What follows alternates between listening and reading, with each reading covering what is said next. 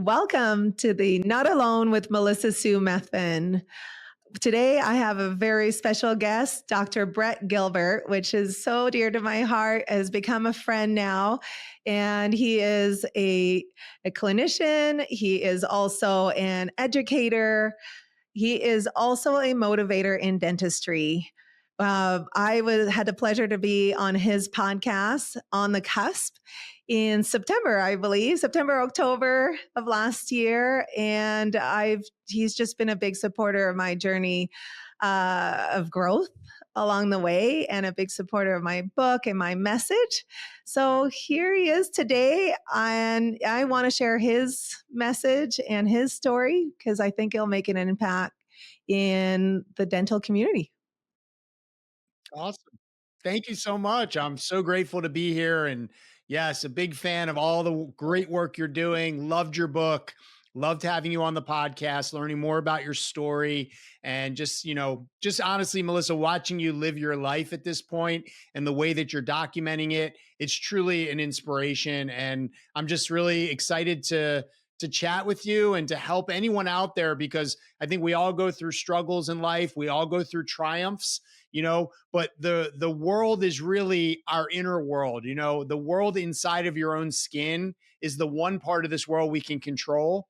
And I think that the more that we can learn about how to, cultivate the proper environment for ourselves, that's really the key to feeling great every day. And it seems like with all of what you're doing, you're really able to do that. And I really admire it. Yes, thank you. I love that you mentioned that because our environment and going within, I really had to do that throughout my healing. And I know you have as well, and how important to cultivate that healthy environment.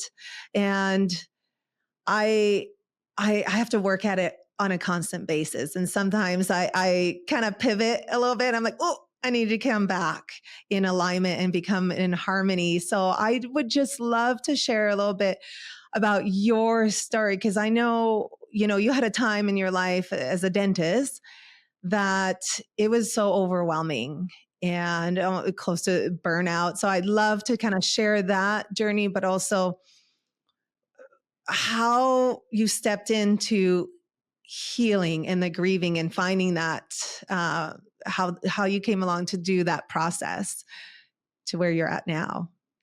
Yeah. So I think burnout, has a lot of different definitions, but really, I think it's really an individual thing. I think we all experience our own version of burnout because the factors and all of the circumstances that, kind of weigh you down ultimately lead you there. But dentistry is ripe for burnout because it's a profession where you're always giving. You're giving to literally everyone. And most of the time, we don't give back to ourselves. We don't invest in ourselves. And that was me.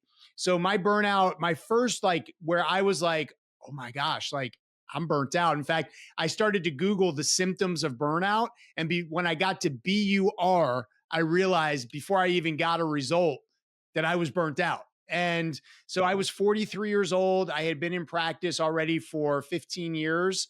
And I just really had this moment where I was actually, you can appreciate it as a speaker, Melissa, but I was on this stage and I was giving a lecture to like 1,500 other endodontists.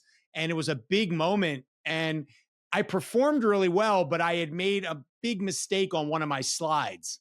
And it was sort of an egregious error. And when I stepped off the stage, immediately I didn't get the reaction or faces that I had expected. It was clear that I had upset the apple cart with my mistake. It was pretty glaring. And that immediately like forced me to kind of look at myself because I thought to myself, how did I make such a big mistake? Like I had gone through the presentation so many times, but I started to just recognize how hard I had been grinding and for how long. So one of the things about being a dentist is the financial stresses of it are real. So if you're out there and you're like, hey, I want to do a little bit better for my family than maybe what my office can provide, maybe you're looking at more opportunities, whether it's lecturing or teaching or all these different things. And I had been pushing myself so hard for so long. But what I had been doing really is just pouring my cup empty.